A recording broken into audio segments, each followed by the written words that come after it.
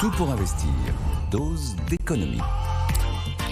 Bonjour cher Nicolas. Bonjour. Nicolas, où vont nos impôts? Où va l'argent? Où va l'argent? Rendez l'argent. C'est le site spécialisé sur l'analyse des finances publiques, votre site web préféré, Nicolas, fipeco.fr, qui répond à cette question rhétorique. Alors, c'est moi qui ai mis où vont nos impôts. C'est vrai qu'Éric Caillard me reprenait tout à l'heure, il avait raison de l'OFCE. Où vont nos prélèvements obligatoires? On va être très académique, mais c'est plus, en termes de titre, de punchline, c'est plus parlant de marquer impôt. Alors, évidemment, si on veut répondre à cette question, on évite de parler en montagne de milliards, on évite de parler avec des pourcentages parce que c'est pas très parlant. On va prendre 1000 € de dépenses publiques. Allez, 1000 € de dépenses publiques, où va le pognon? Eh bien, un quart, c'est la retraite. Après, vous avez un peu plus de 200 € qui va dans la santé. On a presque 120 € qui vont dans ce qu'on appelle les affaires économiques, le soutien à l'économie. Donc, c'est les aides à la production, ce sont les aides au transport, ce sont les subventions pour les énergies renouvelables, enfin, tout ce qui va alimenter l'économie productive avec de l'argent public. 90 € sur les 1000, c'est l'éducation. Bon, ensuite, je vous donne pas tous les chiffres. Transport, services généraux, la dette, il faut bien payer la dette, la famille, la solidarité, la défense, 35 € sur 1000. L'énergie, 35 € sur 1000. Le chômage, 27 € sur 1000. Culture, sport, sécurité, 23 € sur 1000. Et tout en bas, c'est la justice. 7 € sur 1000 de dépenses publiques. Voilà. On voit où va l'argent. À votre bon cœur. Et ces 1000 € de dépenses publiques, d'abord, ils viennent d'où? Eh bien, ils viennent pour 850 € des prélèvements obligatoires. Voilà. Après, vous avez 60 €, c'est la dette, enfin le déficit qui termine dans la dette. Et il y a 90 €, je crois, qui sont les recettes publiques hors prélèvements obligatoires. C'est-à-dire quand vous payez une amende, c'est de la recette publique. Quand, je sais pas, EDF verse un dividende à l'État actionnaire, c'est de la recette publique. Et c'est pas un prélèvement obligatoire. Et donc, dans les prélèvements obligatoires, à peu près 850 €.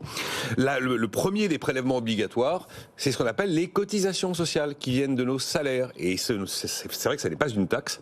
Ça n'est pas un impôt, c'est un prélèvement obligatoire, parce que c'est prélevé de manière obligatoire tous les mois. Donc il y a 290 € sur les 850, c'est de la cotisation sociale, et puis le reste, c'est des impôts. Alors il y a les deux stars de la fiscalité française, la TVA et la CSG, les deux impôts, les deux flat tax à assiette très large et à taux bas.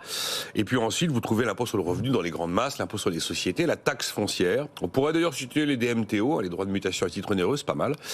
Et puis la TICPE, ce que l'on paye quand on passe à la pompe, faire le plein.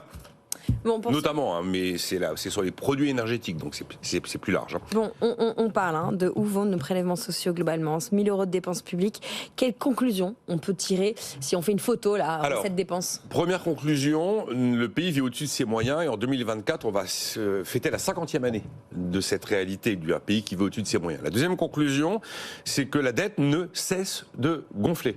D'ailleurs, vous prenez la dette sur longue période, vous la prenez sur 30-40 ans, c'est une courbe absolument sublime. Puis vous prenez à chaque date clé les propos de ceux qui sont aux affaires en politique, qui vous promettent qu'avec eux c'est terminé. Et puis pourtant, ça continue toujours à monter. Troisième conclusion, nous avons le système de redistribution le plus socialiste au monde, avec le Danemark. 1000 € de dépenses, 550, c'est du social. Et quatrième conclusion, les vieux reçoivent plus que les jeunes. Sur la longue période, quand on prend les dépenses en proportion du PIB, eh bien, les dépenses de protection sociale au sens large, la vieillesse, mais y compris une bonne partie de la santé, ça monte, alors que les dépenses, par exemple, pour l'éducation, ça baisse.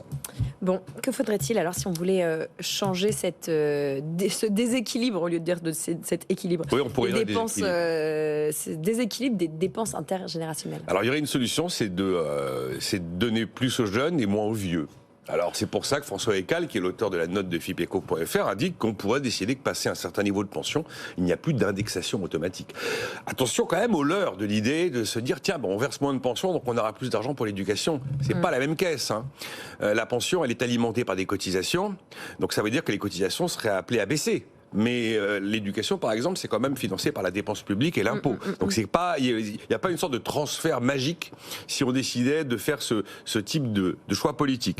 Après, on a la possibilité de se dire qu'on a peut-être raté une étape dans la réforme des retraites et que mettre une dose de capitalisation un peu plus forte en France, ce serait pas complètement imbécile. C'est ce que font les Pays-Bas avec succès. Et puis sinon, vous pouvez user. Alors là, moi, c'est pas la solution que je préfère, mais vous pouvez user carrément de la fiscalité. Et il y a pas mal d'économistes, y compris d'ailleurs des économistes qui sont pas forcément des économistes de gauche, qui considèrent qu'effectivement la fiscalité sur les successions génération serait une manière de rééquilibrer les choses. Bon, après, France Stratégie avait fait des super travaux pour expliquer comment est-ce qu'on pouvait imaginer des fiscalités différenciées en fonction de l'âge auquel on donne à la jeune génération. Mais là, il n'y a pas de redistribution. C'est pas redistribué à l'ensemble de la nation. Mais au moins que l'argent parte de la poche des vieux pour aller vers leurs enfants un peu plus tôt et éviter d'attendre qu'ils aient 60 ans pour finalement se retrouver avec un héritage à un âge où ils n'en ont pas forcément besoin. Mieux d'impôts pour nos impôts, c'est ça que vous nous dites. Vous dites quoi ? Mieux d'impôts pour nos impôts. Oui. C'est vous qui avez le sens des formules. Non, voilà. Non, mais c'est pas mal d'en mettre les grandes masses, de savoir un petit peu où vont les choses. Où vont nos impôts ? Vous pouvez retrouver cette chronique sur YouTube, sur l'ensemble des podcasts, des plateformes de podcast et de replay. Nicolas Dos, votre dose d'économie tous les jours dans Tout pour investir.